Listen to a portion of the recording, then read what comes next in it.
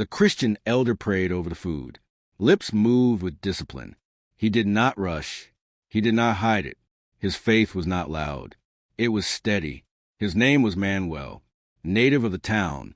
He had lived there before the new stores, before the tall buildings, before the investors arrived with briefcases and slogans. He had never traveled far. He had buried parents there. He had raised children there. He spoke of Jesus the way others spoke of air, not as theory, as reality. Hunger followed him daily, not as a metaphor but as a schedule. He sat at the small cafeteria table. Not stylish, not comfortable. It was a place he could afford. He counted coins first, then ordered soup, bread, a cheap plate of rice. His hands trembled slightly. Age and lack of food caused it. He bent his head. He prayed with the same care others use to sign contracts. One short prayer, not to perform, to give thanks. He said, Amen. He picked up the spoon. The interruption came without warning. No introduction, no negotiation, only intrusion. Amir walked straight to the table. He was a foreign businessman. He was Muslim and spoke openly about it when asked about culture, habits, or diet. He liked to explain who he was in terms of success.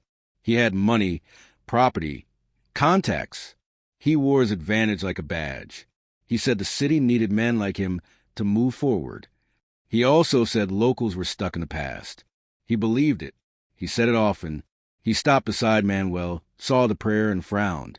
He said the public prayer offended him. He did not ask for conversation. He did not attempt courtesy. He called the act primitive. He said religion at tables created division.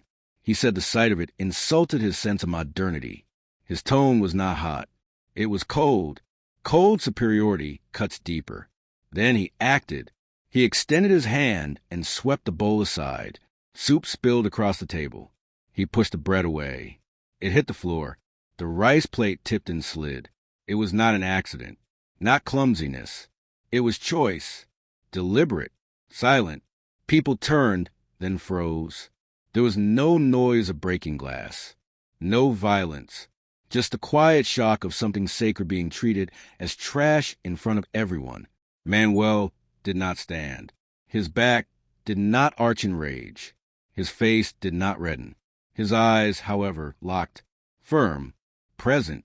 His jaw tightened. His hand steadied. Hunger struck harder because the food was gone, but dignity took first position. He looked at the man who had destroyed the meal. He spoke in a voice that carried because it was restrained. That was my only food today. No insult, no threat, just fact presented like a document. Amir did not apologize. He did not look ashamed. He said he was tired of old Christians claiming space in public with their prayers and crosses. He said he had invested money in the area and therefore set terms. He said people like Manuel should adapt.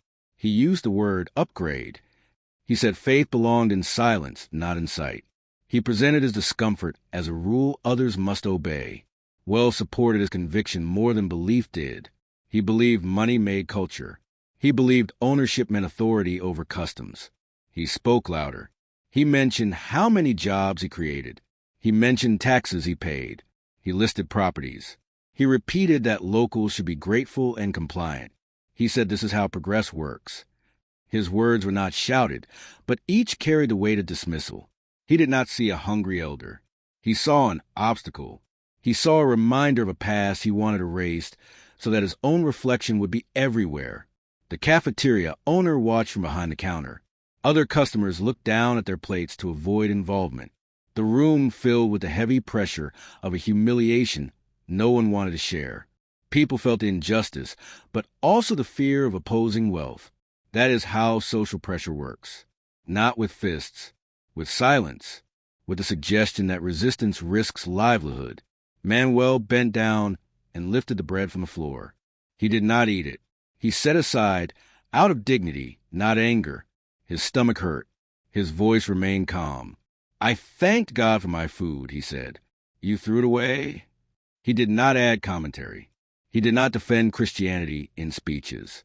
His faith did not need a speech. His restraint exposed the violence of the gesture without needing adjectives. Amir rolled his eyes. He said faith like that kept nations poor. He said people should follow the leadership of those who know money. He said religious habits must bend to the culture of the strongest. He spoke as if dominance was natural law. He framed himself as educator. He framed Manuel as student who refused to progress. He demanded acceptance, not tolerance. Submission. A young worker at a nearby table whispered to a colleague. He had no right to do that. The colleague whispered back, "Don't get involved. He owns the building. He can make trouble." Fear spread faster than indignation. That is the quiet reality of many public humiliations. Everyone sees. Almost no one intervenes. The target stands alone, and the aggressor misreads silence as approval. Manuel did not argue law. Not yet. He returned to posture. Straight spine. Eyes steady. His faith did not shout. It anchored. He folded his hands, now empty of food, and prayed again, even more softly than before. Not defying, not provoking, just affirming. Amir stared, baffled that the gesture continued after his attempt to erase it. He had expected obedience. He had expected apology. He received neither. Amir said, "In my establishments, we do not allow this." He said it like a policy. Final. He wanted the room to absorb it. He wanted witnesses. He wanted acknowledgement of his power. He was not angry. He was confident. Confidence can be cruel when separated from humility. He spoke of culture, investment, and control as if they were licenses to decide which faith gestures may exist in public view. Manuel looked at the spot where the soup had been. Hunger pulsed like a physical echo. His hands did not shake now. They were still. Stillness can be louder than protest. He said one sentence. "This is my town." The tone held roots. Not pride of ego. Pride of belonging. He did not insult Amir's origin. He did not question his religion. He spoke of place, history, continuity. He asserted home without raising his voice. He claimed dignity without asking permission. The cafeteria remained silent. No music, no clatter, just the charged quiet of people measuring themselves against the scene.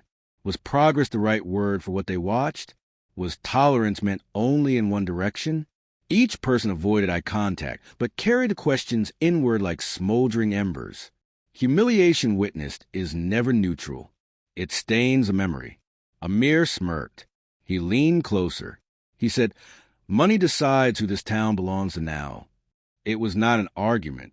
It was a declaration. He tapped the table as if punctuating a contract and walked toward the counter as if nothing important had happened. To him, the event was minor. To Manuel, it was total. His meal gone, his prayer mocked, his dignity tested in front of neighbors. The owner approached Manuel and whispered that he was sorry, but could not replace the food for free. His voice carried fear. His eyes avoided Amir. Manuel nodded. "I understand," he said. He did not blame the owner. He understood how dependency works. He had lived long enough to know the weight of power and the fragility of small businesses. He stood up slowly, chair legs scraping with the sound of patience. He turned to leave, not defeated, not victorious, simply grounded. He placed a hand briefly over his chest in the private gesture of prayer, concluded. He walked past the mirror, without looking down or up, eye level, simple, clear. That level gaze was the first true resistance in the room. It was not dramatic. It was not cinematic. It was human. You saw it too, didn't you? The line crossed. The question left hanging in the air like unpaid debt. How many times must dignity be stepped on before someone says no? Amir did not avoid attention. He wanted witnesses. He liked an audience because an audience confirmed hierarchy. He called the manager over and repeated clearly that public Christian prayer would not be tolerated in properties shaped by his investment. He used the word shaped as if walls themselves owed him obedience. He was Muslim by faith, wealthy by circumstance, and convinced that both identity and capital gave him special insight. Not all people of his faith thought like him, but he did not care about that distinction. He spoke only for himself and assumed it was enough. He said he represented progress. He said the town needed to be re-educated, and that old men like Manuel were the reason development met resistance. His tone did not burn. It froze. He justified the destruction of food as correction, not cruelty. He said it was symbolic discipline. He said a town that bows heads in public stays behind. Every sentence placed him above and everyone else below. He did not hear himself. Power often deafens before blinds. He turned toward the room and delivered an informal speech as at the cafeteria, or a board meeting. He listed his projects: the new complex under construction, the renovated storefronts, the leases under his company's control. He spoke in numbers, not names. He said his money had rescued declining streets. He said he brought employment. He implied that jobs purchase silence. He said whoever benefits from his presence should accept his rules. He dismissed prayer at meals as public noise from a religion that already had too much space, and insisted that business culture should replace visible faith. He claimed neutrality, but enforced his preference. That is a subtle shape of coercion in modern clothes. He framed his demands as reasonable policy, and anyone who resisted as outdated troublemaker. He called Manuel's prayer show. No one who knew Manuel would use that word. The only show present in the room stood in a tailored suit, speaking about himself in the third person. Manuel remained seated nearby, now without food, listening without interruption. He did not perform martyrdom. He did not tremble for effect. He simply listened because listening is sometimes the clearest form of disagreement. His hands folded, his back straight, his age visible without pity. He had been Christian longer than Amir had been in the country. He had worked in the same streets Amir, now owned in contracts. He had paid taxes when nobody praised him for it. He had attended church not to be seen but to be sustained. The humiliation touched his stomach first, then his memory. Yet he did not return insult with insult. His refusal grew in silence, not in noise. He understood something Amir did not. Dignity is not rented from the wealthy. It is not forfeited by poverty. He whispered scripture under his breath, not as an argument to anyone else, as strength for himself. Those close enough heard only fragments. Give thanks in all circumstances. The words did not attack. They anchored. Amir continued. He said the country had to decide whether to follow investors like him or stay trapped under crosses and candles. He said customs must bow to capital because capital feeds cities. He confused provision with ownership. He confused investment with sovereignty. He mentioned his lawyers. He mentioned city officials who answered his calls. He leaned on the power of networks rather than the power of reason. He repeated that visible Christian gestures in spaces touched by his business would discourage diverse customers and therefore must end. He called it policy management. He did not see the irony that his own open declarations of religious preference were fully visible while Manuel's whispered prayer supposedly threatened neutrality. Hypocrisy does not always shout. Sometimes it speaks fluent professionalism. People around shifted in their chairs. A few nodded out of fear of contagion. Conflict can spread to those who simply stand near it. Others looked at Manuel as if waiting for an explosion that never came.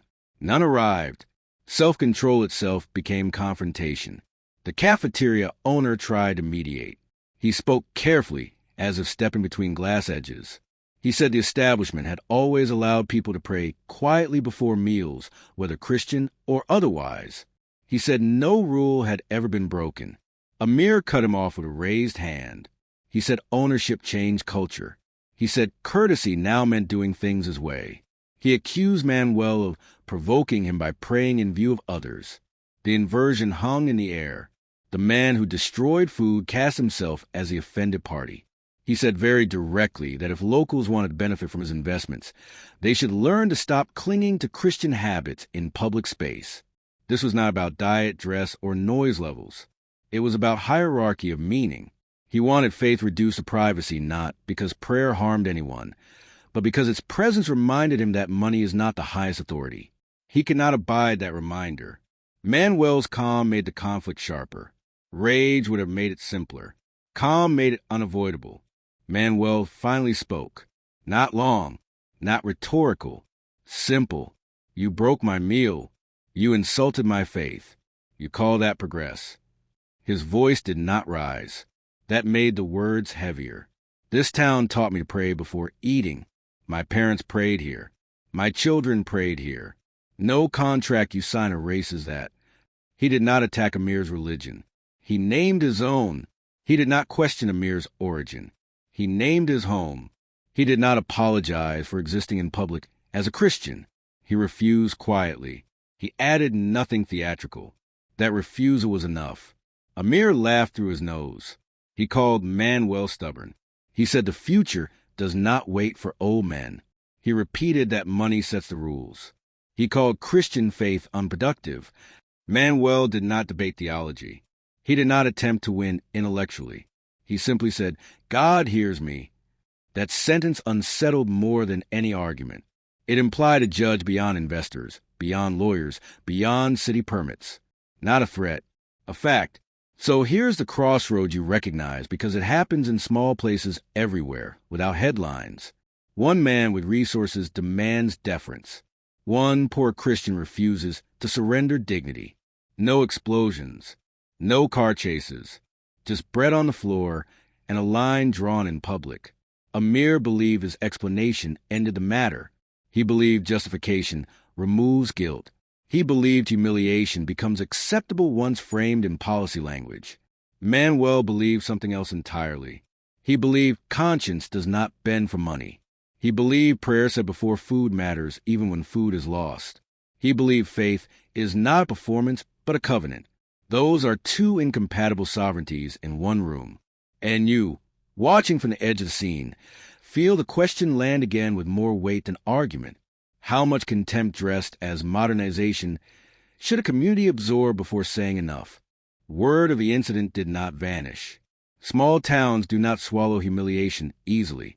It spreads not through headlines, but through conversations at bus stops, whispered remarks after church, quiet comments in break rooms. People repeated the same core facts because the facts were simple. A poor Christian elder prayed over his only meal. A wealthy foreign businessman destroyed it. The images did not need embellishment. They stayed sharp without decoration. The story reached Manuel's parish before evening. It reached Amir's office before lunch. Both responses revealed worlds. Manuel returned to his small apartment. The refrigerator did not offer choices. A single egg, half a tomato, a bottle of water. He ate nothing. He drank water slowly and sat. He looked at his table empty, then opened his worn Bible, not to prepare speeches, not to seek revenge, to regain center. His hands, still marked by decades of manual work, rested on the pages. He read quietly. Do not repay evil with evil. He did not romanticize the verse. He measured it. Obedience cost something. It cost him food today. It might cost more. He closed his eyes and prayed not to hate Amir. The prayer was not sentimental. It was discipline. Hatred would be easier. Faith demands a harder road, without promising applause. That same afternoon, Amir met with his property manager. He spoke efficiently. He wanted new policies drafted. He dictated a clause banning visible religious gestures by customers within properties affiliated with the company. The language sounded neutral. It was not neutral in intent. He framed it as brand cohesion. He said investors liked uniform environments. He said practices that signal one religion publicly should be discouraged. He referenced the cafeteria incident as justification. He did not mention spilled soup. He did not mention hunger. He mentioned image. He gave instructions to distribute the policy to tenants. He assumed compliance because money often buys it. He did not consider the limits of ownership under law. Arrogance always skips reading footnotes. The printed notice appeared the next morning on glass doors and bulletin boards across several properties. To maintain inclusive environments, visible religious practices, such as prayers, signs, or symbols are not permitted inside establishments within this business network. People read the sentence twice because it inverted the word inclusive into its opposite. Several tenants felt unease but stayed quiet. Rent contracts are powerful silencers. The cafeteria owner posted the notice reluctantly. He looked at the paper as if it were a mistake he had been ordered to defend. Customers noticed. Some shrugged. Some felt something old being pushed out of the room without being named. Manuel saw the notice when he returned to the cafeteria the following day, not to confront anyone. He returned because hunger returns. He paused, read slowly, and understood. The policy had been written because of him, because he prayed, because he refused to disappear. The words did not surprise him. They hurt anyway. He entered. He ordered cheaply again with coins again. He carried the tray again with careful hands. He sat at the same table. He bowed his head. 10 seconds of silence. A simple thank you to God. No gesture. No display. Just prayer. The owner approached with visible tension. His voice shook. Please, Manuel, you saw the notice. They will cancel my lease. Manuel looked at him not as an enemy, but as a neighbor trapped in a smaller cage than the one he faced. He nodded in understanding. Then he said the sentence he had brought with him, even if he had not planned the words consciously. I will not stop thanking God for food. His tone was respectful, not defiant in volume, defiant in substance.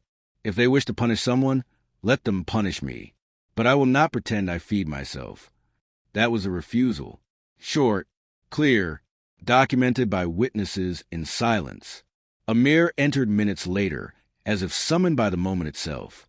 Or perhaps because men in love with control visit places where their rules might be tested. He saw Manuel's bowed head and stopped walking. The room tightened. He walked straight to the table again. No spilled soup this time. He had learned something about optics. He chose verbal force over physical gestures now that a policy existed to protect him.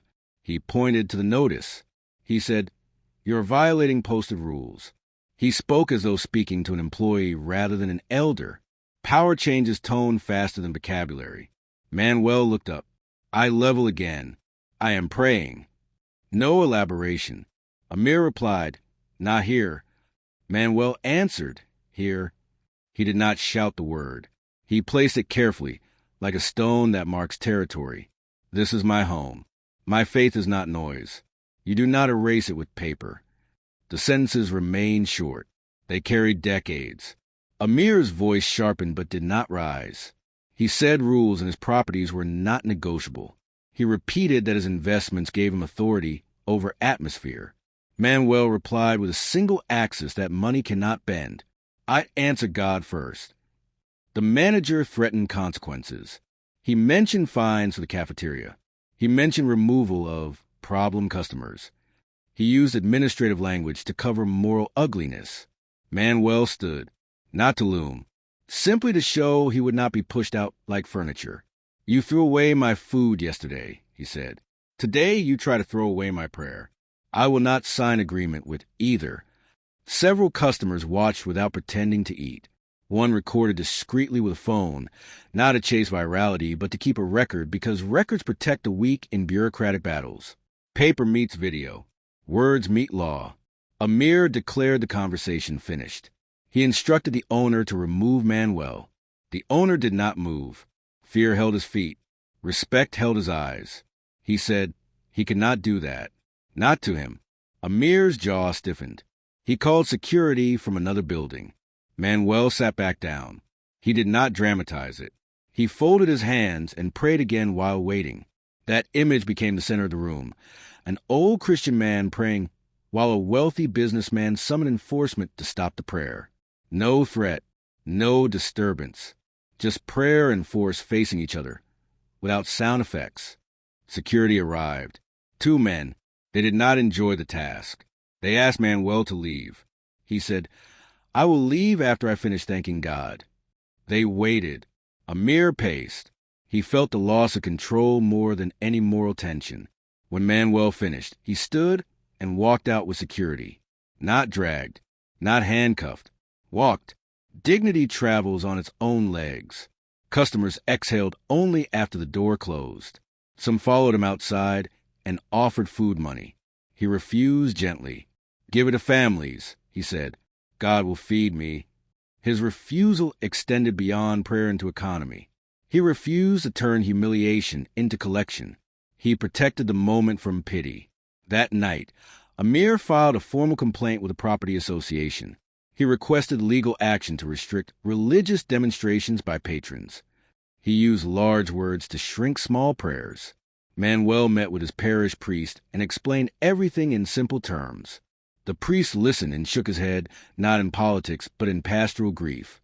He reminded Manuel that refusing hatred did not require accepting injustice.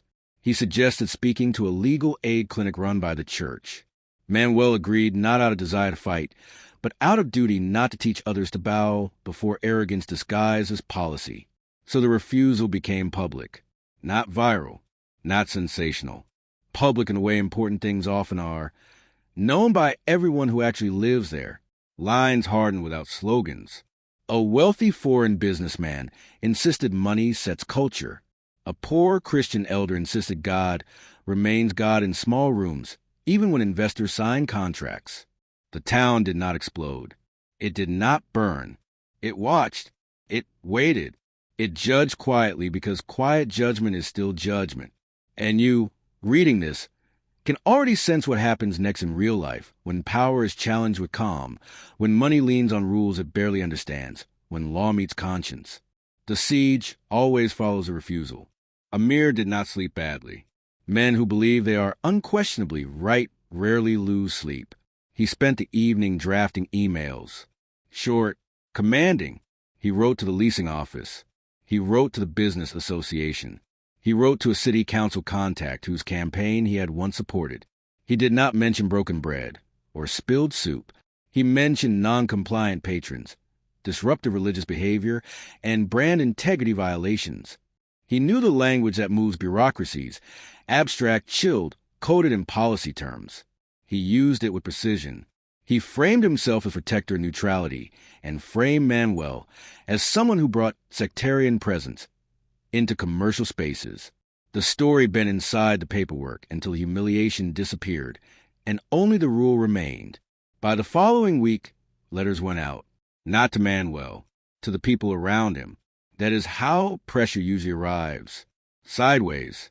The cafeteria owner received a notice of potential lease review due to failure to ensure policy compliance.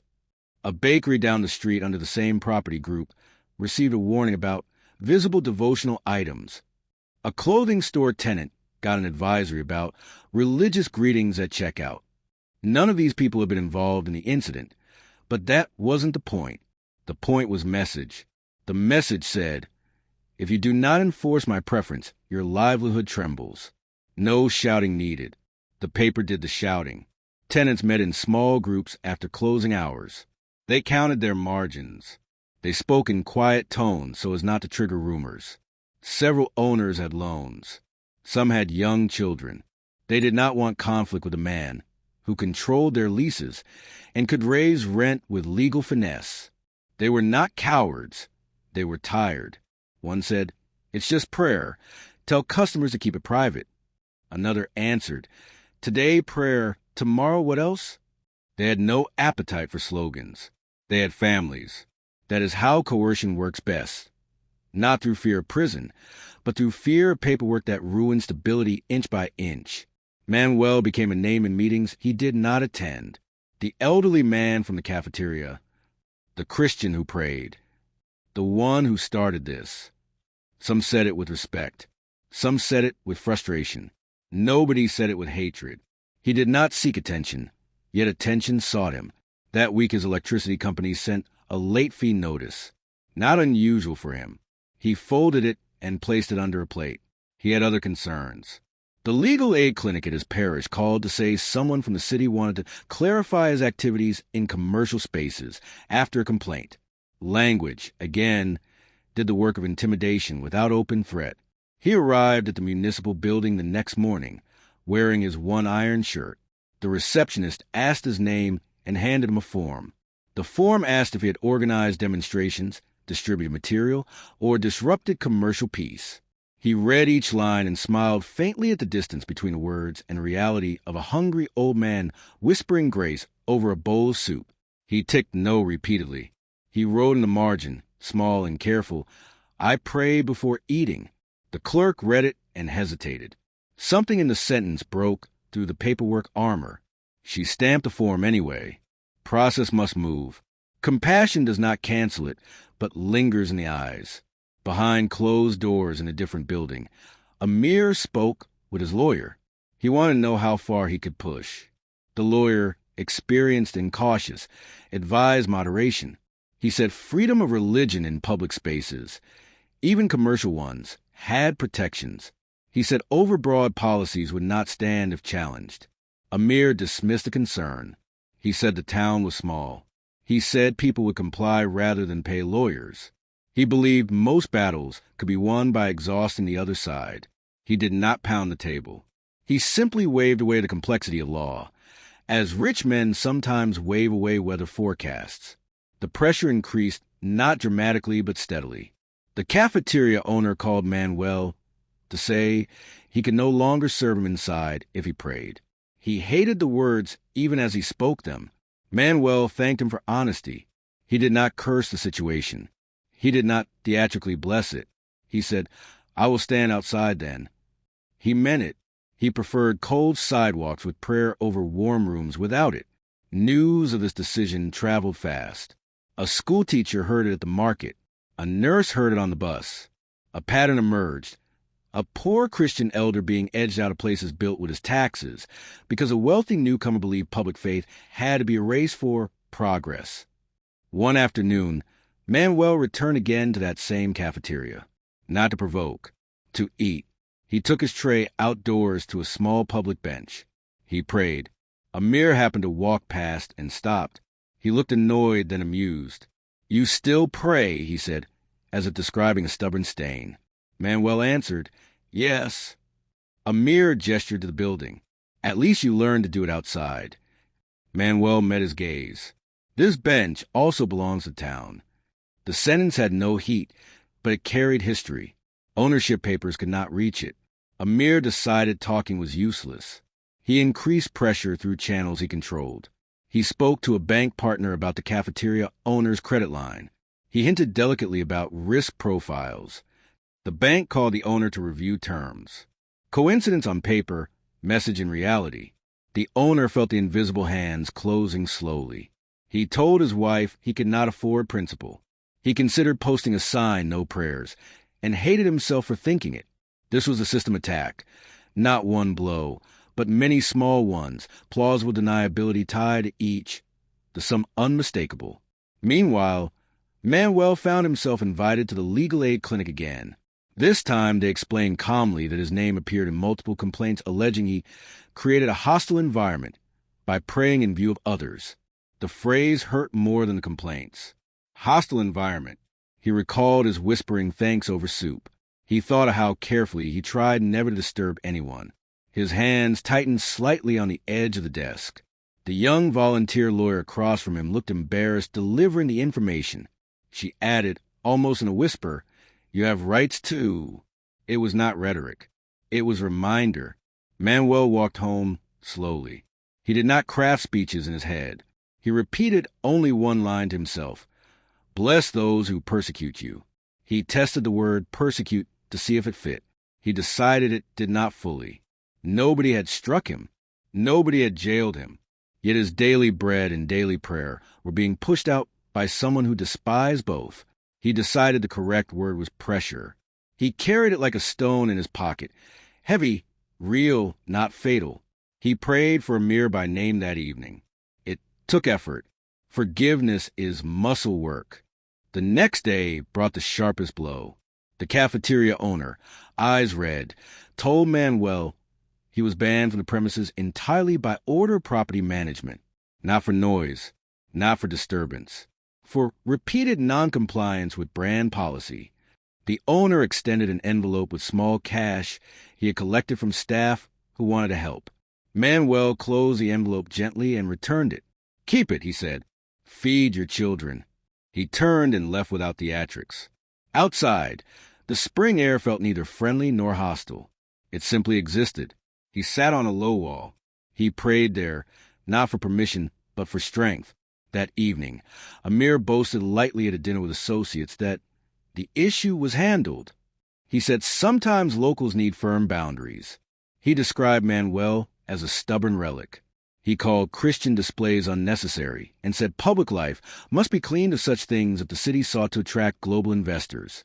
He believed himself pragmatic. His associates nodded in that polite way colleagues nod when someone powerful speaks, without endorsing the content in their hearts. Yet cracks had formed where he could not see them. A clerk had quietly photocopied his sweeping policy notices and sent them to a friend who worked in municipal compliance. A tenant had called a cousin at a local newspaper, not for a headline, but for advice. A student had posted a short description online. Old man banned from cafe for praying. Not sensationalized. Just stated. The story did not explode. It circulated. Circulation is sometimes more dangerous than explosions because it reaches people without defenses. Manuel attended church and sat in the last pew as usual. After Mass, people approached him without ceremony. One put a bag of groceries beside him. Another pressed a hand on his shoulder for 1 second and walked away. No speeches. Community in small gestures. The priest announced, not angrily, simply clearly, that members who were being pressured for allowing prayer in their businesses should speak to the parish legal clinic. The sentence traveled to the room like slow thunder. Amir had unleashed the system. He believed it would tighten until Manuel yielded. What he overlooked was simple. Poor men who have already lost much are harder to move than rich men think. And legal systems, once alerted, do not always walk in the direction intended by those who trigger them. The arrogance had crossed from personal offense into formal action. That step is where mistakes begin to leave paper trails. Amir believed the story was finished. He had pushed, and people had moved. The cafeteria complied. Tenants complied. The old Christian had been removed from the space. From his point of view, order had been restored. He returned to business rhythms. Meetings, calls, proposals, numbers behaved. Numbers always behaved for him. He liked that world because it obeyed calculations. Human dignity does not. He underestimated that difference. The first crack arrived as an email that did not look dangerous. A message from the municipal compliance office requested documents related to his inclusive environment policy. Routine tone. Courteous wording. He forwarded it to his assistant with short instruction, send them everything. He did not worry. He assumed bureaucracy serves whoever speaks its language best. He believed he spoke it fluently. The email moved on while he signed another contract, while he commented on a design, while he told someone again that public prayer harms business image. The crack widened quietly elsewhere. At the compliance office, a mid-level inspector read his policy twice. Then a third time. She was not interested in religion debates. She dealt with codes, ordinances, non-discrimination statutes. The language in Amir's notices was broad, very broad. It banned visible religious practices, such as prayers, signs, or symbols across multiple public accommodations. It did not distinguish between staff and customers, private rooms and open sidewalks. It demanded behavior beyond the legal reach of any landlord. She marked sections with a pen. She underlined phrases. She called a colleague. "This is overbroad," she said, "and possibly unlawful." The colleague nodded. Paperwork loses neutrality when it collides with rights. They opened his file further. Standard procedure triggered further standard procedure. Property registrations. Tenant complaint histories. Permit renewals. One folder revealed delayed safety certifications for an expansion he had rushed last year. Not malicious. Negligent. Another folder showed signage approval pending that he had already installed. Another showed a patio structure whose modification lacked final inspection. None alone was explosive. Together they formed something else, a pattern of speed outrunning compliance. Investors often test the edges. He had tested them often. With attention now focused, those edges sharpened. Meanwhile, Manuel continued living days without spectacle. He woke early. He prayed. He looked for occasional work repairing small things in neighbors' houses. A loose hinge, a dripping faucet. Payment sometimes came as food, sometimes as coins, sometimes as thanks alone. He accepted all three with the same nod. His faith did not grow louder under pressure. It grew steadier. He refused bitterness like he refused debt he could not pay. The parish legal clinic informed him that the city had opened a review into the business policy affecting him. He listened without triumph. He simply said, "Let the truth be seen." That was not revenge language. That was sunlight language. The inspector requested an interview with Amir. He arrived confident, friendly. He discussed diversity seminars his company funded. He spoke about global standards, branding, customer experience. She listened politely. Then she asked a short question that paused his flow. Under what authority do you ban private individuals from silent prayer inside lease establishments open to the public? He began to speak about ownership. She stopped him gently. Leasehold does not grant authority to restrict constitutionally protected expression by customers unless it materially disrupts operations. She used precise vocabulary. He disliked that vocabulary because it did not bend. She placed copies of his notices on the table. She showed him the clause banning visible symbols. She asked if the policy applied to small cross necklaces. He hesitated. If he said yes, he risked the ridiculous. If he said no, his policy cracked. He said applied case by case. Ambiguity in policy invites investigation. She asked whether it applied to headscarves, to prayer beads, to whispered prayers before meals regardless of religion. His answers changed as he spoke. Consistency slipped. His confidence did not. Confidence without consistency looks like arrogance under fluorescent lights. Then she shifted topics without warning. She asked about the unfinished inspection on his new storefronts. He blinked. He had not expected that turn. She asked about the patio extension built before approval. He said something about deadlines and contractors. She asked for records. She asked for final sign-offs. She asked for occupancy limits documentation. Each request was standard. Each missing document suddenly mattered more because of the policy that had drawn attention in the first place. Arrogance invites scrutiny. Scrutiny finds ordinary errors that no longer look ordinary. Amir left the office irritated, not afraid, irritated. He called his project manager and demanded updates on every permit. His voice tightened. He sensed, for the first time, resistance he could not buy away with an apologetic email. He did not yet connect Manuel to this shift. He saw only unhelpful officials. He told himself the town resented outsiders with money and used regulations as defense. He framed himself as victim of provincialism. He never framed Manuel as victim of him. At the same time, the video recorded in the cafeteria, Manuel praying calmly while being asked to leave, surfaced on local social media pages. It lacked commentary. Just a caption. Elderly man removed for praying before his meal. No dramatic music. No editing. The image spoke enough. Comments appeared slowly. That's Manuel. He worked with my father years ago. He doesn't bother anyone. Others asked why prayer offended anyone. Some defended Amir in abstract terms about neutrality and modern spaces. But defending abstraction against that particular image cost something. People saw a quiet Christian elder and policy menacing him. They felt the imbalance. A small community newspaper requested comment from Amir's office. He refused, considering them insignificant. They published without him. They quoted tenants anonymously, describing pressure to enforce anti-prayer rules. They quoted a legal expert saying such policies rarely withstand challenge. They described Manuel without melodrama. They used words like polite, consistent, and poor. Nothing in the article screamed. It didn't need to. It simply described. Description can convict when facts are clear. The church legal clinic filed a formal complaint to the municipal ombudsman, alleging religious discrimination in public accommodations.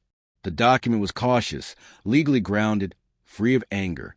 It attached the notices, the video, tenant statements. It included Manuel's handwritten sentence, I prayed before eating. That line, more than any argument, anchored the case. Officials are human. Humans read sentences with eyes and conscience simultaneously. Amir received a notice of formal review. He crumpled it halfway, then flattened it again because the paper mattered. He called his lawyer, who did not sound relaxed this time. The lawyer said the policy, as written, exposed his company to liability. He advised immediate suspension of enforcement. Amir resisted. He said backing down would signal weakness and encourage superstitions to resurface in his properties. The lawyer answered simply, the law is not concerned with your dislike of prayer. Silence followed. Silence is dangerous when truth enters it. At dinner that night, Amir's friend asked casually about the situation. Amir vented. He spoke about outdated towns that fear change. He spoke about Christians insisting on visibility. The friend listened, then asked a question that landed differently. Did you really throw away an old man's only meal? Amir started to explain symbolism, progress, policy. The friend interrupted softly. Did you? Amir said yes, but insisted on context. The friend nodded once and changed the subject. Respect cooled a degree. Respect cools quietly first. Meanwhile, Manuel was asked to give a statement at the ombudsman's office. He arrived on time. He removed his cap. He spoke very little. He described events plainly. He did not insult Amir. He said my prayer offended him and destroyed my food. He added, he made rules to stop prayer. When asked what he sought, he said, to thank God before eating without being expelled. The simplicity stripped away rhetoric. The officer taking notes felt his throat tighten for reasons unrelated to policy. The crack widened again when regulators inspected Amir's new development site unannounced. Inspectors do not rush unless prompted. Now they were prompted. They found exit signs wrongly placed, fire extinguishers past inspection date, accessibility ramps incomplete, record-keeping sloppy. None of it screamed scandal. All of it screamed neglect. Fines were assessed. Corrections ordered. Temporary closure of one wing mandated until compliance. Investors called asking questions. Questions unsettled balance sheets faster than rumors. Amir finally saw connection, not conspiracy. Consequence. His attempt to dominate public religious expression had drawn attention that revealed his own disregard for rules. He called it harassment. Inspectors called it procedure. He felt targeted. Manuel had felt targeted before him and had no assistance to draft responses. He met the inspector again, this time less casual. She explained obligations calmly. She cited codes. She did not debate religion. She did not need to. She said one sentence that stuck. You cannot impose unlawful restrictions on patrons while ignoring laws that apply to you. The symmetry cut deeper than punishment. It named a moral crack inside the legal one. That evening, Amir sat alone in his office longer than usual. The city outside did not bow. It moved with its own rhythm. He read through reports his staff had prepared. He saw red marks, deadlines, penalties. He saw a risk he had created not by being foreign or Muslim, but by being arrogant. Identity did not expose him. Behavior did. He did not yet admit it aloud. Manuel ate soup at home, blessed it, and smiled. Nobody watched. He did not know the extent of investigations.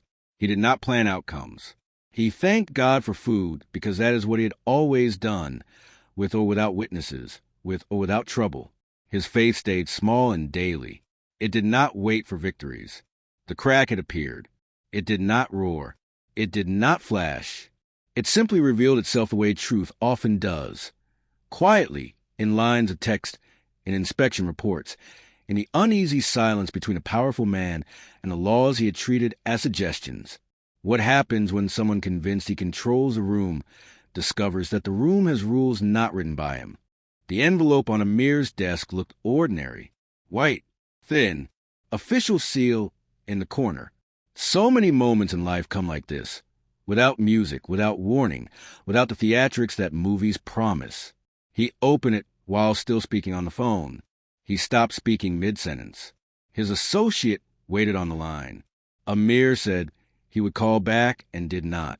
He read the notice twice, then a third time, because the words did not rearrange themselves no matter how long he stared.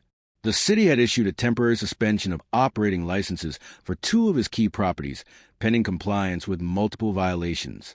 The letter mentioned failure to complete inspections, unauthorized structural alterations, and policy enforcement inconsistent with public accommodation regulations. It cited statutes and dates. It required immediate corrective measures. It did not mention Manuel's name. It did not need to. The connection lived between the lines. Power had collided with law and lost its footing. He felt something unfamiliar, not fear yet, but exposure. For years he had moved quickly, assuming permits would follow, assuming inspections could be handled, assuming consequences were flexible for those who build large things. That assumption cracked now under the calm pressure of printed text. He called his lawyer. The lawyer did not sound surprised. He said the review had broadened. He said cooperation would matter. He repeated the advice Amir had ignored weeks earlier: suspend the overbroad religious restriction policy immediately, issue written clarification, and correct the code violations without argument. The phrase "without argument" irritated Amir more than the fines. News travels faster than paper. Tenants learned before sunset. A sign appeared on one of the building entrances announcing temporary closure for safety updates. Customers stopped, read, shrugged, adjusted plans. Workers lost shift for days they needed income. Their frustration was not abstract. Rent, groceries, bus fare do not wait for regulatory cycles. Some blamed inspectors. Some blamed Amir. Some simply endured. Amir watched through his office window as people redirected themselves around orange barriers and official tape. He built things to control flow. Now flow ignored him. The compliance officer scheduled a meeting. Not optional. Amir arrived wearing the same suit that had once signaled invulnerability. Clothing does not negotiate with reality. Around the table sat 3 officials: fire safety, building inspections, civil rights compliance. No speeches, just questions and requirements. He tried, once, to speak of investment, of jobs, of reputation.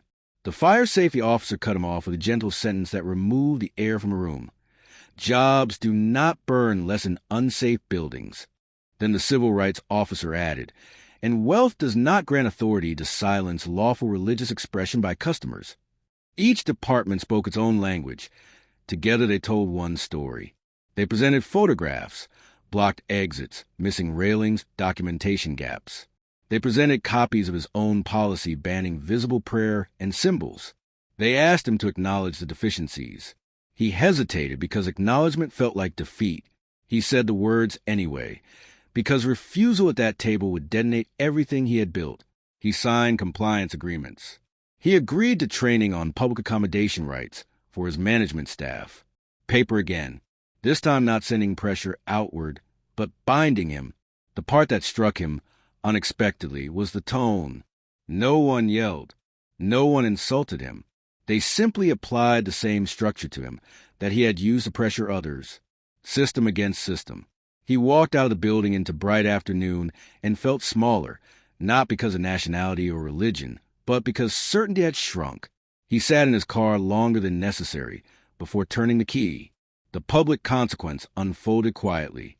A local paper printed the notice of license suspension and summarized the findings. It did not gloat. It did not mock. It listed facts: violations corrected, penalties assessed, discriminatory policy withdrawn pending review. Below the article ran a short column of photograph taken weeks earlier. Manuel, head bowed, hands clasped at a cafeteria table. The caption read, "He only prayed." No adjectives. Facts again. Amir's phone filled with messages. Some supportive, some critical, some curious. A relative abroad asked, "What happened?" He did not answer right away. He set the phone face down on the desk. His own staff avoided his eyes that day, not out of contempt, but because embarrassment circulates invisibly through offices when reputations stumble. Employees worried about hours, about stability, about being tied to the name in the article. They needed work, not ideology. Late afternoon, Amir walked into one of his closed properties to inspect repairs. Workers removed signage, adjusted wiring, replaced extinguishers. The building sounded different when it was empty of customers, full of tools and instructions. He touched the counter where the notice once hung that had banned prayer and symbols. The adhesive left a dull rectangle. He stared at it longer than he expected. The rectangle looked like an outline of something missing, not power, but certainty. His assistant approached timidly. She handed him another letter, this one from the ombudsman's office. It stated that his policy, as previously enforced, likely violated anti-discrimination protections, and that conciliatory measures were advised. It recommended a public statement recognizing customers' right to quiet religious observance. The language avoided humiliation. It pressed responsibility.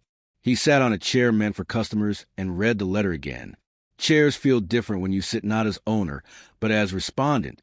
He thought of Manuel for the first time not as obstacle, not as symbol, but as a specific man. Old, thin, praying before soup. He replayed the moment. He brushed the meal aside with the back of his hand, calling it symbolic discipline. The phrase now tasted bitter. He had destroyed food someone needed. He had called that progress. No law forced that gesture. No inspector prompted it. That had come from him. The realization did not collapse him. It didn't need to. It simply stayed. Meanwhile, Manuel heard about the suspension from a neighbor who read everything printed in town. The neighbor spoke with excitement. Manuel nodded, almost uncomfortable with the attention. He did not celebrate. He did not call it victory. He said, "Things are being put in order." That was all. He went to church that evening and prayed for workers whose shifts had been cut. He asked that Amir not harden. He did not mention licenses. He thanked God for daily bread, which came that day as a bag left anonymously at his door. The next Sunday, after Mass, the priest announced that the discriminatory policy had been suspended. There was no applause, just a long exhale shared by many lungs. People do not crave drama. They crave fairness. A young mother who worked at one of Amir's properties felt relief that she would no longer need to warn customers about visible faith. A cashier felt less complicit. The cafeteria owner felt a weight lift from his chest. He had not realized grew so heavy. Pressure turned around, but not violently. It became accountability. Inspectors returned repeatedly over the next weeks. Corrections were completed. Fines were paid. Training was scheduled. Paperwork multiplied, the kind that does not go away with charm. Amir attended the first training himself out of calculation at first, then out of something else he did not name.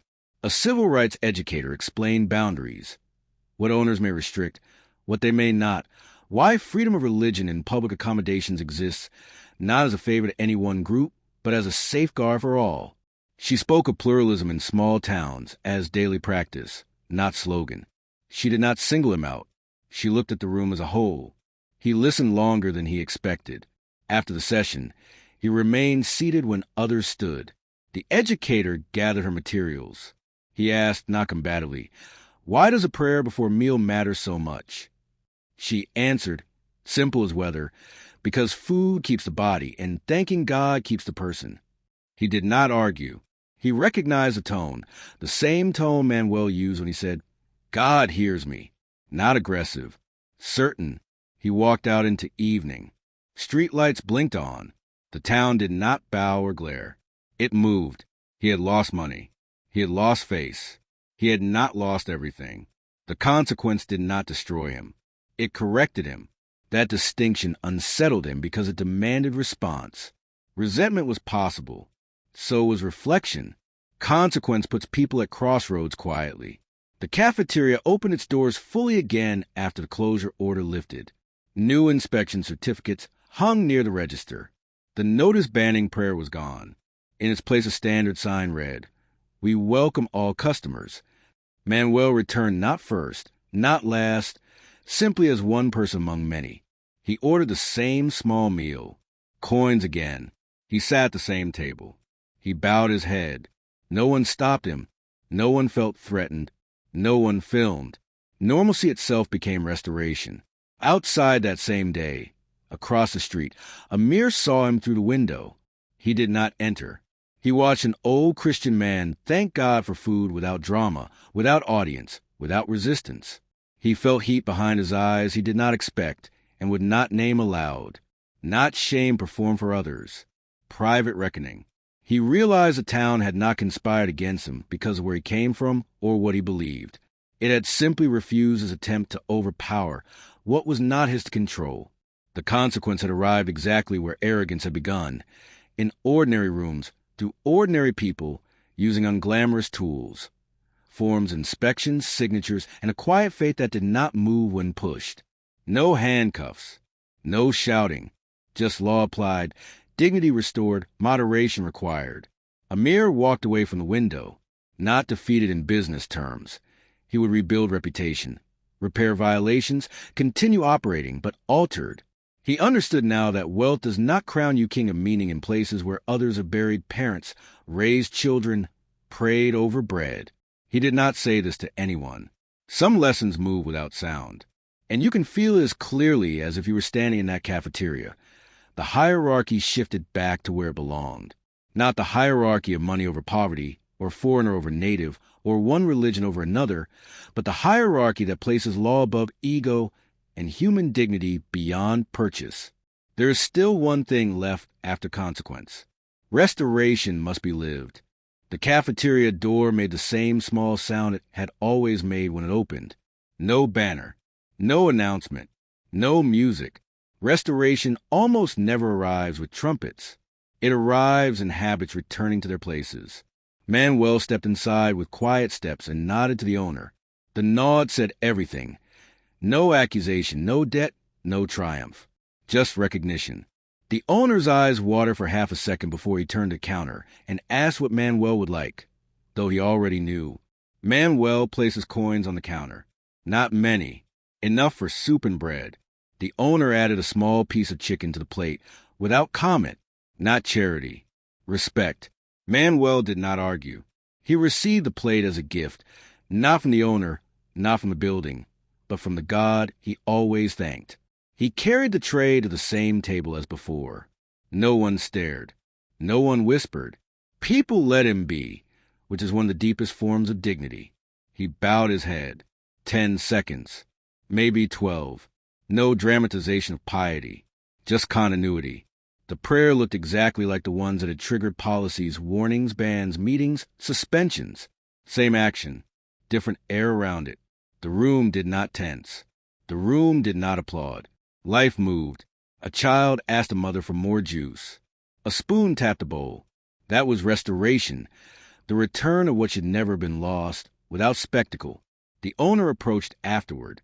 He said quietly, "You're always welcome here." Manuel replied with equal simplicity, "Thank you for working so hard."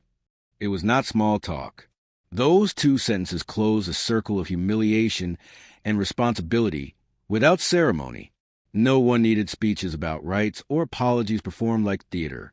The norm that had been violated, the right to whisper thanks before food, stood upright again. Nothing more. Nothing less. Outside, the notices banning prayer were gone from every property in the network. Some had left faint marks of tape and sun fade on the glass. Customers saw those pale rectangles and did not need explanations. People remember absence as clearly as presence. Tenants felt their shoulders loosen. They could run businesses again without being turned unwillingly into enforcers of someone else's contempt. A bakery owner who had removed a small cross from beside the register placed it back, not center stage. Just back. Normal. Amir scheduled a meeting with the cafeteria owner. Not to intimidate. To speak. He arrived without entourage. He removed his sunglasses when he entered, not because a rule demanded it, but because courtesy finally felt heavier than image. They sat at a corner table. No crowd gathered. People pretended not to listen, and heard anyway. He began without legal language. "I mishandled this." The owner did not rush to comfort him. He waited. Amir continued haltingly, "I confuse authority over buildings with authority over people." The sentence cost effort. He did not mention faith yet. He would. He asked if Manuel could join them. The owner nodded and called gently across the room. Manuel walked over and sat. No tremor, no fear, just age and presence. Amir looked at the man whose meal he destroyed and found that boasting would not come. Words selected themselves more carefully now. "I treated your prayer as offense," he said. "I treated your food as symbol instead of necessity." He did not say, "if I hurt you." He said, "I wronged you." Precision matters when repairing damage. Manuel listened. He did not accelerate the moment. He did not manipulate it into self-importance. He finally answered, "I forgave you the day it happened." He added, "But forgiveness does not remove consequences." The line landed cleanly, not sharp. Clean. "God taught me to forgive," he said, "and the law taught you to respect." He did not say it proudly. He said it as one reports weather. Amir nodded slowly. He did not argue. Winning or losing sounded childish inside this conversation. Amir then said the words he had avoided privately and publicly. I thought money let me decide what is allowed.